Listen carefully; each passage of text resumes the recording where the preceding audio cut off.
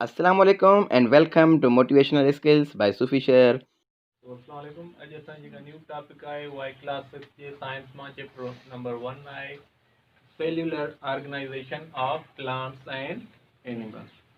तो जीअं त असांखे ख़बर आहे त क्लास 4 में बि असां पढ़ियो आहे त जेके बि असांजा एनिमल्स या प्लांट्स या जेके बि लिविंग ऑर्गेनिज़म्स आहिनि, ठीकु आहे, जेके बि लिविंग ऑर्गेनिज़म्स आहिनि उहे सभई छा जा ठहियल आहिनि? सेल्स जा। ठीकु आहे, जेके बि लिविंग थिंग्स आहिनि सब जो सब छा जा ठहियल आहिनि? सेल। त इहे सेल जा ठहियल आहिनि ऐं सेल जेको आहे हिनखे असां कोठींदा आहियूं basic structural and functional unit of life. तो ही छा आहे? बेसिक यूनिट ऑफ लाइफ आहे। हिनखे असां सिंपली चऊं त basic unit of life structural इन जे करे था चऊं त जीअं त सभु शयूं उन सेल्स जूं ठहियल आहिनि, जेके बि लिविंग थिंग्स आहिनि, ठीकु आहे, उहे सभु छा जूं ठहियल आहिनि? सेल्स जूं। ऐं फंक्शनल इन जे करे था चऊं त जेको असांजो सेल आहे त लाइफ जा जेके बि असांजा रिएक्शन्स वग़ैरह थी रहिया आहिनि उहे सभु जो सभु असांजी जेको आहे शामिल था परफॉर्म थियनि सेल में। ठीकु आहे, पोइ हाणे असां सेल खे जेकॾहिं ॾिसूं त हिनखे रॉबर्ट हुक डिस्कवर कयो, ठीकु आहे, कॾहिं कई? 1665 में। ऐं हिनखे हिन जॾहिं डिस्कवर कयो त 1665 में असांजो रॉबर्ट हुक। ऐं हिन डिस्कवर करण लाइ जीअं त माना सेल्स जेके आहिनि इहे बिल्कुलु छा हूंदा आहिनि? साइज़ में स्मॉल हुया, ठीकु आहे, जेके असां नेकेड आई सां नथा ॾिसी सघूं। त उन लाइ हुन छा ठाही हुई? माइक्रोस्कोप ठाही हुन। ठीकु आहे, त हुन छा ठाही? माइक्रोस्कोप। ऐं उन सां हिन जेको आहे सेल खे जॾहिं ऑब्ज़र्व कयो त उन में हिकिड़ो प्लांट जो नंढो टुकड़ो हुयो हुन वटि, ठीकु आहे, उनखे जॾहिं हिन ऑब्ज़र्व कयो त उनखे ईअं जीअं हनीअ जो कोंब हूंदो आहे मानारो, ठीकु आहे, उन में ईअं नंढा नंढा खाना ठहियल हूंदा आहिनि घर, ठीकु आहे, हिनखे ईअं ई हुन में नज़र आई स्ट्रक्चर्स। त हिन हुनखे छा कोठियो? सेल्यूलर। ऐं हिन जेका हुनजी लैंग्वेज हुई इटालियन, ठीकु आहे, हुन में सेल्यूलर जो मक़सदु हुयो होम, या हुनखे असां कोठियूं सेल, जेको सेल्यूलर मां फिरी वरी पोइ थी वियो सेल थी वियो। ठीकु आहे, पोइ हाणे माइक्रोस्कोप जेका आहे असां पढ़ी आया आहियूं त माइक्रोस्कोप छा हूंदी आहे? हिकिड़ो इंस्ट्रूमेंट आहे जंहिंसां असां जेके स्मॉलर ऑर्गेनिज़म्स आहिनि जेके असां नेकेड आई सां नथा ॾिसी सघूं उन्हनि खे ॾिसंदा आहियूं। ठीकु आहे, तो असां हिनखे सिंपली चवंदा आहियूं त डिवाइस आहे जंहिंमां असां जेके नंढड़ा ऑर्गेनिज़म्स आहिनि उनजो इमेज जेको आहे उनखे मैग्नीफाई करे ॾिसंदा आहियूं जीअं असां उनखे क्लियरली ॾिसी सघूं। ठीकु आहे, जेकॾहिं माइक्रोस्कोप जी हिते तव्हांजी स्ट्रक्चर ॾिनल आहे त हुन में हिकिड़ो असांजो आई पीस हूंदो आहे। हाणे हुन में तव्हां नोट्स आहे, नोट्स में आहे या माइक्रोस्कोप है? ओके, तो हाणे सिंपली ठाहियूं था हिन में असांजी हूंदी आहे, ठीकु आहे, माइक्रोस्कोप असांजी हीअं ई हूंदी आहे तक़रीबन, एॾी को सुठी त हाणे न ठहंदी, बहरहाल कोशिशि कयूं था। तो हिन में असांजी जेको आहे हिते छा हूंदी आहे? स्टेज हूंदी आहे, हिन में असांजा लेंस हूंदा आहिनि। ठीकु आहे, हीअ जेको आहे पोइ हिनखे असां कोठींदा आहियूं आई पीस, जितां असां कंहिं बि शइ जो इमेज ॾिसंदा आहियूं। ठीकु आहे, ऐं हीअ छा हूंदी आहे हितां? आर्म। ठीकु आहे, हीअ हूंदा आहे असांजी ट्यूब, हीअ हूंदी आहे असांजी आर्म, ऐं हीअ जेका हूंदी आहे इहा छा हूंदी आहे? स्टेज। ऐं हिन ते असां छा रखंदा आहियूं? स्लाइड। ठीकु आहे, हिन ते असां छा रखंदा आहियूं? स्लाइड हूंदी आहे हिन में। हितां असांजो जेको आहे लाइट सोर्स हूंदो आहे ऐं स्टेज में ई असांजो हिकिड़ो फिक्स थियल हूंदो आहे छा? मिरर। ठीकु आहे, जेको लाइट खे छा कंदो आहे? कंट्रोल कंदो आहे। ठीकु आहे, हुन खां पोइ हिनजो ई आहे बेस, या हिनखे असां छा कोठींदा आहियूं? फुट। ऐं हीअ जेके आहिनि असांजा हिनखे असां छा कोठींदा आहियूं? Objective lens. ऐं हिते असांजो हिन में जेको आहे सो नोब ॾिनल हूंदो आहे जंहिंखे असां कोठींदा आहियूं एडजस्टमेंट नोब। ठीकु आहे, हिन में असां छा कंदा आहियूं त हिन जेको असांजो फोकस आहे कंहिं शइ खे ॾिसण लाइ उनजो इमेज खे हाई रेज़ोल्यूशन ॾियूं या हुनखे चिटो कयूं या थोरो हुनखे घटि कयूं, उन शइ खे एडजस्ट असां कंदा आहियूं, जेका इमेज खे थोरी घणी एडजस्टमेंट कंदा आहियूं उनखे असां इन नोब जे थ्रू कंदा आहियूं। ठीकु आहे, सिंपल असांजी ईअं ई हूंदी आहे। हितां असांजी लाइट सोर्स हूंदो आहे, काई बि शइ जंहिंमां असांजी लाइट हितां पास थींदी आहे, हितां असांजो हूंदो आहे। हिते हिनखे क्लिपूं बि हूंदियूं आहिनि जंहिंमें असां लाइट खे फिक्स कंदा आहियूं। ऑब्जेक्ट जे थ्रू असां हेॾा ॾिसंदा आहियूं हितां आई पीस मां। ऐं ऑब्जेक्टिव जेकॾहिं हिन में मुख़्तलिफ़ क़िस्म जा हूंदा आहिनि। पावर हूंदो आहे कि असांजो X10 हूंदो आहे, ठीकु आहे, या X20 हूंदो आहे। मीन्स के X मतिलबु पावर, रेज़ोल्यूशन पावर हुनजो, ठीकु आहे। तो हिकिड़े सां घटि नज़र अचे थो त वरी हिनखे असां छो त मूवेबल हूंदो आहे, जेका हीअ असांजो आहे त जंहिंमें ऑब्जेक्टिव लेंस लॻल आहे त मूवेबल हूंदा आहिनि। त हिकिड़ो सही नथो ॾेखारे त हिनखे वरी चेंज कंदासीं, वरी ॿिए सां ॾिसी वठंदासीं, ठीकु आहे। तो सिंपली असांजी माइक्रोस्कोप आहे। हिन मां टेस्ट में एॾो को ख़ासि न ईंदा आहिनि, पर थोरी माण्हू खे ज़हन में त हुजे, ठीकु आहे।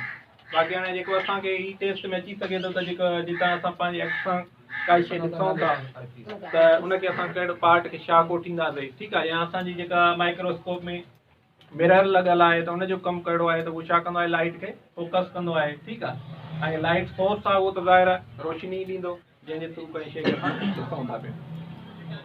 छोकी त इहो आहे। हाणे असां वटि जेकॾहिं ॾिसूं प्लांट्स खे, सेल्स खे ॾिसूं त वरी सेल्स असांजा छा आहिनि, तक़रीबन 2 क़िस्मनि जा आहिनि, ठीकु आहे। सेल्स घणनि क़िस्मनि जा आहिनि, 2 क़िस्मनि जा। त जेके असांजा सेल्स जा जेकॾहिं असां टाइप्स ॾिसूं त उहे 2 क़िस्मनि जा आहिनि। हिकिड़ा आहिनि असांजा एनिमल सेल्स, ठीकु आहे, ऐं ॿिया आहिनि असांजा प्लांट सेल्स। तो जेकॾहिं असां ॾिसूं त एनिमल सेल ऐं प्लांट सेल खे जेकॾहिं असां कंपेयर कंदासीं त उनजी जेके बुनियादी स्ट्रक्चर आहे उहा सेम आहे, ठीकु आहे। हुन में बि साइटोप्लाज़म आहे, एनिमल सेल में बि साइटोप्लाज़म आहे, न्यूक्लियस ओॾे बि आहे, हुन में बि आहे, उन में थोरा डिफरेंसिस बि आहिनि, ठीकु आहे। उनखे जेकॾहिं असां ॾिसूं त हितां असां एनिमल सेल जेकॾहिं असां ठाहियूं त उहो घणे क़दुरु साइज़ हुनजी नंढी हूंदी आहे ऐं उहो स्पेरिकल शेप जो हूंदो आहे, ठीकु आहे, या राउंड टाइप हूंदो आहे, ओके। ऐं असांजो जेको एनिमल सेल आहे उन में जेको न्यूक्लियस हूंदो आहे उहो किथे हूंदो आहे, सेंटर ते हूंदो आहे, ठीकु आहे। ऐं हिनजे ॿाहिरां छा हूंदी आहे, सेल मेम्ब्रेन हूंदी आहे, ठीकु आहे। ऐं असांजो हुन में बाक़ी हितां ई जेको हिसो आहे हिनखे असां छा कोठींदा आहियूं, जेको आहे जेली लाइक फ्लूइड सां फिल थियल हूंदो आहे, ठीकु आहे। हिनखे असां छा कोठींदा आहियूं, साइटोप्लाज़म, ठीकु आहे। ऐं साइटोप्लाज़म में ई जेके सेल जा केमिकल रिएक्शन आहिनि तक़रीबन सभु साइटोप्लाज़म में थींदा आहिनि। ऐं साइटोप्लाज़म में असांजा जेके सेल जा ऑर्गेनेल्स आहिनि, ठीकु आहे, जेके जीअं माइट्रोकॉन्ड्रिया आहे या एंडोप्लाज़्मिक रेटिकुलम आहे, ॿिया असांजा जेके बि आहिनि लाइज़ोसोम्स आहिनि, राइबोसोम्स आहिनि, उहे सभु जो सभु किथे प्रेज़ेंट हूंदा आहिनि, इहे असांजो जेको साइटोप्लाज़म आहे। न्यूक्लियस में असांजा छा प्रेज़ेंट हूंदा आहिनि, अंदरि क्रोमोसोम, ठीकु आहे। न्यूक्लियस में छा हूंदा आहिनि, क्रोमोसोम्स हूंदा आहिनि। उन खां पोइ जेकॾहिं असां ॿियो हिन जो पार्ट ॾिसूं त माइट्रोकॉन्ड्रिया बि हूंदो आहे। माइट्रोकॉन्ड्रिया जी स्ट्रक्चर हीअं हूंदी आहे त हुन में अंदरां हितां जेको हूंदो आहे नंढियूं नंढियूं बेंड हूंदियूं आहिनि हिन में, ऐं हीअं स्प्रिंग लाइक लॻंदी आहे, ठीकु आहे। हिन में असांजी छा थींदी आहे, सेल जी माइट्रोकॉन्ड्रिया में रेस्पायरेशन, ठीकु आहे। जेका रेस्पायरेशन थींदी आहे उहा मतिलबु कि इहो असांजो पावर हाउस ऑफ सेल बि कोठींदा। माइट्रोकॉन्ड्रिया खे छा कोठींदा आहियूं, पावर हाउस ऑफ सेल। छो त सॼी जेका एनर्जी सेल खे मिलणु घुरिजे उहा किथां मिलंदी आहे, माइट्रोकॉन्ड्रिया मां, ओके। उन खां पोइ असां में जेको ही आहे, ही कहिड़ो सेल था पढ़ूं असां पिया, एनिमल आहे। हिन में असां जेके नंढा नंढा वैक्यूल्स हूंदा आहिनि। छा हूंदा आहिनि, वैक्यूल मीन्स खाल, ठीकु आहे। छो ऐं ही एनिमल सेल में नंढा नंढा वैक्यूल्स हूंदा आहिनि, उहे इलाही हूंदा आहिनि ऐं हुनजी साइज़ नंढी हूंदी आहे। ऐं वैक्यूल्स में छा हूंदा आहिनि त असांजो वाटर ऐं मिनरल्स जेके आहिनि उहे मौजूदु हूंदा आहिनि, ठीकु आहे। तो इन्हनि वैक्यूल्स में त प्लांट सेल में इहे, एनिमल सेल में छा हूंदा आहिनि, नंढा नंढा हूंदा आहिनि ऐं घणा हूंदा आहिनि ताज़ा। जेकॾहिं असां उनजे बनस्पत जेकॾहिं असां हेॾे प्लांट सेल ॾे अचूं त प्लांट सेल में पहिरियां त हिनजी चौधारी छा हूंदी आहे, सेल वाल। हिकु डिफरेंस त इहो हूंदो आहे, ठीकु आहे। ॿियो असां हिन में अंदरां सेल मेम्ब्रेन हूंदी आहे। इन में वरी छा हूंदो आहे त जेको न्यूक्लियस हूंदो आहे उहो किथे हूंदो आहे, साइड ते, ठीकु आहे। असांजो न्यूक्लियस जेको आहे इहो साइड ते हूंदो आहे प्लांट सेल में, ऐं हिन में हिकिड़ो वॾो खाल मौजूदु हूंदो आहे, ठीकु आहे। जेको वैक्यूल हूंदो आहे उहो प्लांट सेल में छा हूंदो आहे, इलाही वॾो हूंदो आहे। बाक़ी असांजे हिन में साइटोप्लाज़म बि हूंदो आहे, ऐं हिन में हिकिड़ी शइ एक्स्ट्रा अञा ॿी बि हूंदी आहे प्लांट सेल में, त छा हूंदो आहे त हिन में असांजो जेको आहे प्लास्टिड्स मौजूदु हूंदा आहिनि, ठीकु आहे। क्लोरोप्लास्ट जंहिंखे असां चऊं क्लोरोप्लास्ट जेको जंहिंमें छा मौजूदु हूंदो आहे, कहिड़ो केमिकल, क्लोरोफिल, ठीकु आहे। क्लोरोप्लास्ट छा हूंदो आहे, पिगमेंट हूंदो आहे। हूअं त प्लांट्स में पिगमेंट माना सम्झो था न, रंग, कलर। हूअं त प्लांट में घणनि क़िस्मनि जा पिगमेंट हूंदा आहिनि, 3 क़िस्मनि जा हूंदा आहिनि, ठीकु आहे। हिकिड़ा हूंदा आहिनि असांजा, हिकिड़ो इहो आहे क्लोरोप्लास्ट, ऐं ॿियो आहे असांजो क्रोमोप्लास्ट, ऐं टियों आहे असांजो ल्यूकोप्लास्ट। तो जेकॾहिं असां क्लोरोप्लास्ट ॾिसूं त जेके बि ग्रीन पार्ट्स आहिनि, हाणे पाण सम्झी सघो था त जेके ग्रीन पार्ट्स हूंदा आहिनि उते क्लोरोप्लास्ट हूंदो आहे, ठीकु आहे। ऐं जेके कलर्ड पार्ट्स हूंदा आहिनि, जीअं असांजे छा हूंदा आहिनि, फ्लावर्स, इहे कहिड़नि, उनमें कहिड़ो हूंदो आहे पिगमेंट, क्रोमोप्लास्ट। उहे बि प्लांट जो सेल हूंदा, पर उन क्लोरोप्लास्ट जी जाइ ते कहिड़ो हूंदो आहे, क्रोमोप्लास्ट। उन जे करे उन्हनि में कलर नज़र ईंदो आहे। ऐं ल्यूकोप्लास्ट जेको आहे असांजे जेके बेरंग आहिनि, जीअं असांजो आहे रूट्स, इन्हनि में असांजो कहिड़ो पिगमेंट मौजूदु आहे, ल्यूकोप्लास्ट हूंदो आहे, ठीकु आहे। इहा थोरी एक्स्ट्रा आहे, जेकॾहिं कोई नोट कयो त पोइ नोट करे छॾिजो। तो इहे आहिनि त असांजो जेको प्लांट सेल आहे उन में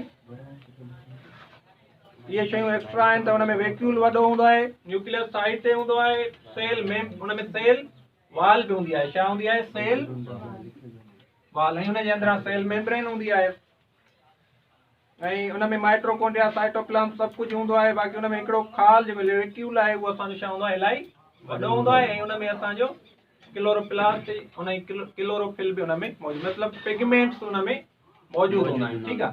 तो असां मेनली जेके लीव्स हूंदा आहिनि हुननि में त, या जेके बि ग्रीन पार्ट्स आहिनि हुननि में क्लोरोप्लास्ट हूंदो आहे, बाक़ी ॿियनि में हू जेके लिखिया आहिनि। ओके, तो हाणे हिन में जेका असांजी हिन जी मेम्ब्रेन आहे, हिनखे असां कोठींदा आहियूं सेमी परमिएबल, ठीकु आहे, सेमी परमिएबल। हाणे सेमी परमिएबल जो मक़सदु छा आहे त it can pass certain substances, ठीकु आहे। मखसूस या कुझु जेके सबस्टेंस आहिनि उन्हनि खे इहे पास कंदी आहे, या ॿिया जेके अदर जेके ॿिया आहिनि उन्हनि खे इहे छा कंदी आहे, डिस्टर्ब कंदी आहे, उनखे पास थियणु अंदरि न ॾींदी आहे। त हिन में जेके असांजा अंदरि सेल में कोई मिनरल्स वग़ैरह रिक्वायर आहिनि, असांजी फैट या कुझु आहिनि जेके ज़रूरी शयूं आहिनि सेल लाइ, या वाटर आहे, उन्हनि खे त पास थियणु ॾींदी। पर जेके शयूं ज़रूरी न आहिनि या इलाही साइज़ में वॾियूं आहिनि त पोइ इहे उन्हनि खे पास थियणु न ॾींदी। पोइ हिन में असांजो वरी मुख़्तलिफ़ प्रोटीन्स बि आहिनि, जंहिंजे मदद सां जेके लार्ज मालिक्यूल्स हूंदा आहिनि उहे वरी उन प्रोटीन्स जे मदद सां उन में उहे असांजी हिन सेमी परमेबल मेम्ब्रेन में ई हूंदा आहिनि, ठीकु आहे। छो त इहे असांजी लिपिड ऐं प्रोटीन्स जी मेम्ब्रेन ठहियल आहे, हिन में जेके प्रोटीन्स हूंदा आहिनि उन्हनि मां वरी जेके लार्ज मालिक्यूल्स आहिनि उहे सेल में अंदरि एंटर थींदा आहिनि। तो हाणे हिन में अची वियो सम्झ में त मेन डिफरेंस कहिड़ा थी विया। हिकिड़ो त असांजी थी वई जेका आई सेल वाल, ॿियो क्लोरोफिल या क्लोरोप्लास्ट, ऐं टियों असांजो छा थी वियो, ही लार्ज वैक्यूल। ऐं असांजी जेका मेम्ब्रेन आहे उहा सेमी परमिएबल आहे, सेल जेका वाल आहे इहा बिल्कुलु परमिएबल आहे, माना इहो ज़हन में रखी छॾिजो, क्वेश्चन ईंदो आहे कॾहिं कॾहिं, इम्पोर्टेंट आहे। त सेल वाल जेका इहा परमिएबल हूंदी आहे, मतिलबु इहा कंहिं शइ खे रोकींदी न आहे, हिन मां हर शइ क्रॉस करे वेंदी आहे। पर जेका असांजी मेम्ब्रेन आहे, सेल मेम्ब्रेन, उहा सेमी परमेबल हूंदी आहे, मीन्स के कुझु शयुनि खे गुज़रणु ॾींदी आहे ऐं कुझु खे इहा न गुज़रणु ॾींदी आहे। तो इहे डिफरेंसिस आहिनि मेन जेके असांजे प्लांट ऐं एनिमल सेल्स में मौजूदु आहिनि। ओके, तो हाणे जेकॾहिं असां सेल जे बुनियाद ते ॾिसूं त इहे असांजो हिकिड़ो सेल आहिनि, ठीकु आहे। इन जे जेकॾहिं बुनियाद ते ॾिसूं त असांजा लिविंग ऑर्गेनिज़म 3 क़िस्मनि जा आहिनि। त उन्हनि में केतिरा सेल आहिनि, त उनजे बुनियाद ते घणा ऑर्गेनिज़म्स आहिनि, ॿ। हिकिड़ा आहिनि असांजा यूनिसेल्यूलर ऐं ॿिया आहिनि मल्टीसेल्यूलर। हाणे सिंपल इहे त असांजा सिकियल आहिनि त यूनिसेल्यूलर मीन्स हिकु सेल वारा सिंगल सेल, ऐं मल्टी सेल्यूलर मीन्स के इलाही सेलनि वारा, ठीकु आहे। हाणे जीअं असांजो एग्जाम्पल आहे यूनिसेल्यूलर में असां पढ़ियो हुयो त यीस्ट आहे या असांजो बैक्टीरिया आहिनि, ठीकु आहे, या ॿिया कुझु फंजी बि आहिनि, इहे असांजा छा आहिनि यूनिसेल्यूलर आहिनि, ठीकु आहे। ऐं जेकॾहिं असां मल्टी सेल्यूलर में जी एनिमल्स असांजा आहिनि पैरामीशियम जेको आहे एनिमल्स मां, पैरामीशियम जेको आहे इहो एनिमल आहे, ठीकु आहे, इहो छा आहे असांजो यूनिसेल्यूलर। मल्टी सेल्यूलर में असांजा प्लांट्स सभई अची था वञनि, हुन सां गॾु असांजा एनिमल्स काफ़ी आहिनि, ठीकु आहे, इलाही फंजीस बि जेके आहिनि जीअं एग्रीकस आहे, हा, त इहे असांजा छा आहिनि मल्टी, एमोबिया असांजो यूनिसेल्यूलर आहे ऐं हीअ असांजा छा आहिनि मल्टी सेल्यूलर आहिनि। ओके, इन्हनि में कोई आहे, इन्हनि में काई आहे कंफ्यूजन? ओके, उन खां पोइ असां अचूं सेल, हाणे जेका असांजी ऑर्गेनाइजेशन थी थिए, त उन खां पोइ असांजा सेल्स जेके आहिनि, जॾहिं सेम टाइप ऑफ सेल्स हूंदा, ठीकु आहे, सेम टाइप ऑफ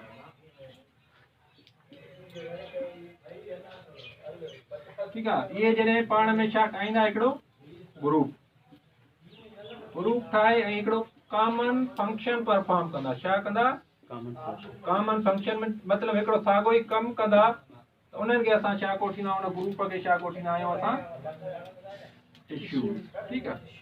त टिश्यू छा आहिनि, simply group of cell E हूंदो आहे, ठीकु आहे, जंहिंजी स्ट्रक्चर बि सेम हूंदी आहे ऐं उहे छा कंदा आहिनि, हिकिड़ो कॉमन फंक्शन परफॉर्म कंदा आहिनि, फंक्शन बि उन्हनि जो साॻियो ई हूंदो आहे, ठीकु आहे। ये मिसाल तौर असांजो ब्रेन आहे, हाणे हिन में इलाही बिलियंस ऑफ सेल्स मौजूदु आहिनि, ठीकु आहे। हाणे उहे जॾहिं पाण में मिलनि था, उहे नर्व सेल्स, त उहे छा था कनि, असांजे माना सॼे बॉडीअ खे कंट्रोल करण जो फंक्शन आहे उनजी सेंसेशन, ऐं असांजी जेके सोच सम्झ आहे उहे सलाहियत, उन सॼिनि शयुनि खे कंट्रोल करणु उन्हनि जो कमु आहे। हाणे इहे गॾिजी करे इहो हिकिड़ो कमु कनि था, त असां चवंदासीं छा आहिनि टिश्यूज़ आहिनि, त माना ब्रेन में जॾहिं इहे सभु सेल मिलिया त हाणे ब्रेन असांजो टिश्यू जो ठहियो आहे। ओके, त हाणे जेकॾहिं असां पंहिंजे में हिन में ॾिसूं था एनिमल्स में, त मसल टिश्यू हूंदा आहिनि, ठीकु आहे, जेके असांजा मसल्स आहिनि या बोन टिश्यूज़ आहिनि, हॾा बि छा आहिनि हिकिड़ा जेके ओस्टियस सेल्स आहिनि उनजा ठहियल आहिनि। उन सां गॾु असांजा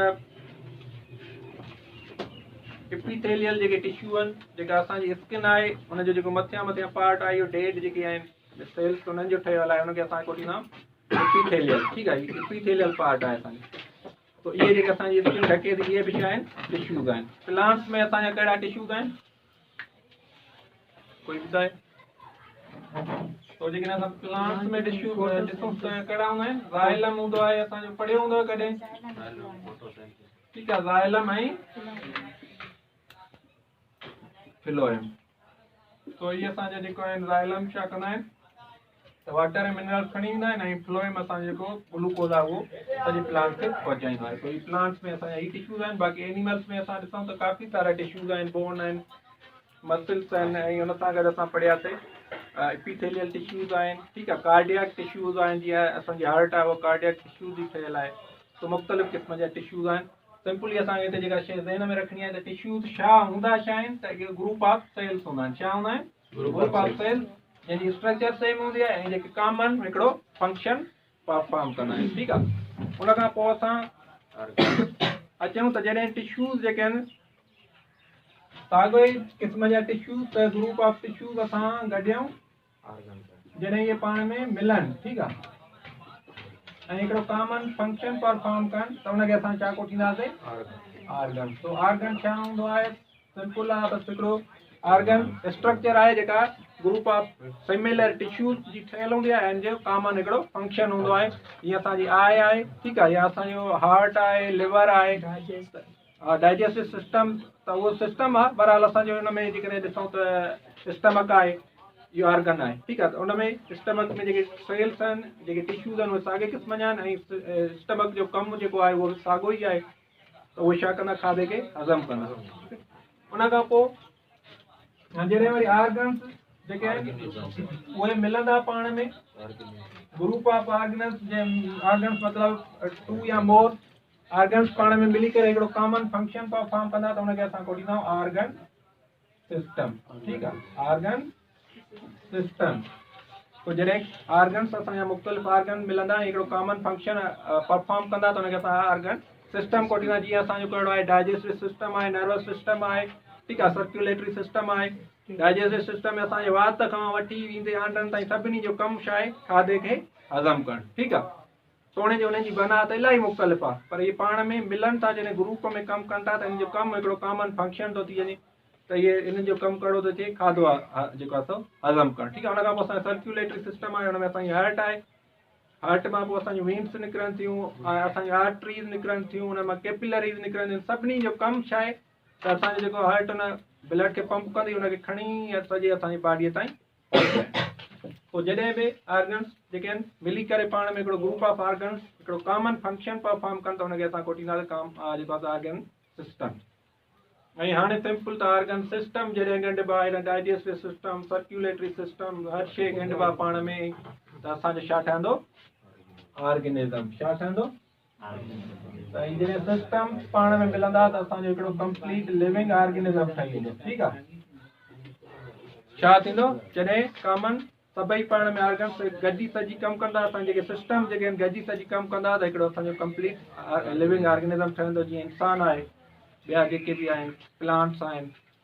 पोइ प्लांट्स में कहिड़ा कहिड़ा सिस्टम हूंदा आहिनि, असांजे प्लांट में रूट सिस्टम आहे, ठीकु आहे, ऐं हुन में असांजो ॿियो आहे शूट सिस्टम आहे, जेको मथियों पार्ट आहे, जेको असांजो हुन में लीव्स बि अची था वञनि, ठीकु आहे, हुन में असांजूं जेको ब्रांचेस इहे अची थी वञनि, ऐं असांजो हुन में स्टीम अची थो वञे, इहो शूट सिस्टम आहे। इन जो कमु कहिड़ो आहे त फूड तयारु करणु आहे, ठीकु आहे, ऐं हुनखे सॼे प्लांट ताईं ट्रांसपोर्ट बि हुनजी आहे। प्लस में इन जेके असांजो इहो शूट सिस्टम आहे, हिन में रिप्रोडक्टिव पार्ट्स जीअं प्लांट्स जा फ्लावर वग़ैरह आहिनि, उहे बि इन्हनि जो कमु आहे। ऐं रूट सिस्टम जेको आहे हुनजो कमु कहिड़ो आहे त हुन में डिफरेंट टाइप्स ऑफ रूट्स गॾिजी करे मिनरल्स ऐं वाटर पाणी जेको बि आहे ज़मीन मां सॉइल मां खणंदियूं, ऐं उहो असांजे जेको प्लांट आहे हुनजे सभिनी पार्ट ताईं पहुचनि। पोइ इहे असांजो जेकॾहिं इंसान में जेके डाइजेस्टिव सिस्टम आहे, सिस्टम जेकॾहिं ॾिसूं त कॉमन कहिड़ा कहिड़ा आहिनि, डाइजेस्टिव आहे, रेस्पायरेटरी आहे, नर्वस आहे, ठीकु आहे, ऐं असांजो एक्सक्रेटरी सिस्टम आहे, सर्कुलेटरी सिस्टम आहे, ॿियो असांजो इम्यून सिस्टम आहे, जंहिंखे असां एंटीग्यूमेंट सिस्टम बि कोटींदा आहियूं। पोइ इम्यून सिस्टम आहे, मुख़्तलिफ़ जेके बि असांजे स्केलेटल जेके असांजा आहिनि, इहो सिस्टम आहे, ठीकु आहे। सभई जेके बि शयूं आहिनि, इहे कॉमन जेके आहिनि आम ईंदा आहिनि, जेके हिन में क्लास 6 में आहिनि, त इहे ई शयूं आहिनि। पोइ हिते असांजो तक़रीबन चैप्टर कंप्लीट थी वियो आहे। जेके हिन में कोई सुवालु आहे त पोइ तव्हां पुछी वठो।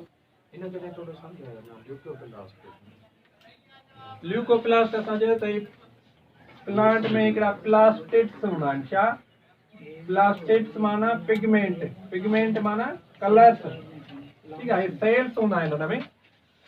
त जेको असां चयो त प्लास्ट या पिगमेंट जा टे क़िस्म हूंदा आहिनि, हिकिड़ो हूंदो आहे क्लोरोप्लास्ट, क्रोमोप्लास्ट ऐं ल्यूकोप्लास्ट। क्लोरोप्लास्ट जेके आहिनि इहे मेनली जेको असांजा प्लांट जा ग्रीन पार्ट्स आहिनि, हुन में ब्रांचिस बि अची वञनि त हुन में लीव्स बि अची था वञनि, त इन्हनि शयुनि में इहे मौजूदु हूंदा आहिनि क्लोरोप्लास्ट।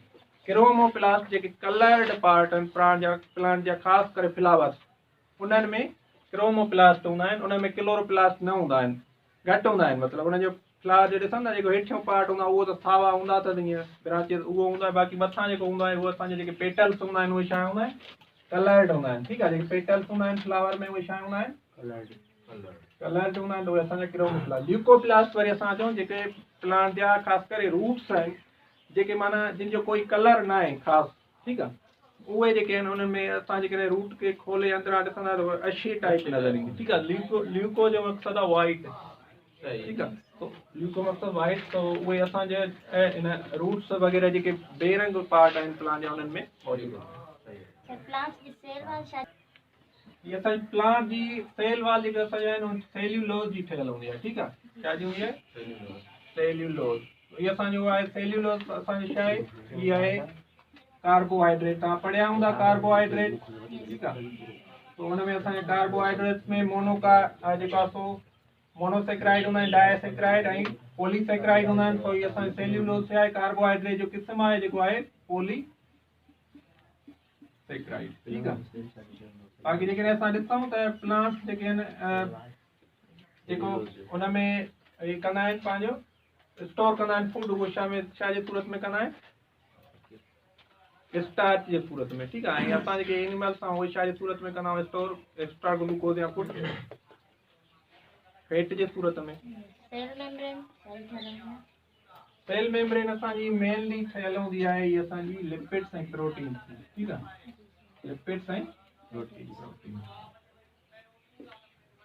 फास्फोलिपिड बाय लेयर हूंदो आहे हिननि में, मतिलबु 2 लेयर्स हूंदा आहिनि।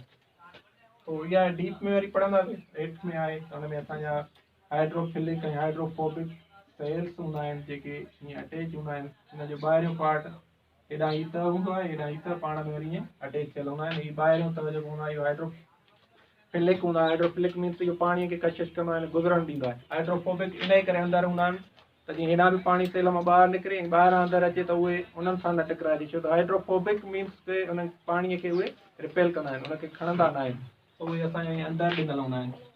त इहे 2 हूंदा आहिनि, हिन करे असांखे फिंगर ऐं निकोल्सन जेका स्ट्रक्चर ॾिनी सेल जी, सेल मेम्ब्रेन जी जेका उन मुताबिक़ आई, ठीकु आहे, 1972 में ॾिनी हो। ऐं असांजी लिपिड ऐं प्रोटीन हाँ सेल मेम्ब्रेन सेल जी आई हूंदी आहे, सेल वाल हुन में एक्स्ट्रा हूंदी आहे जेका सेल्यूलर।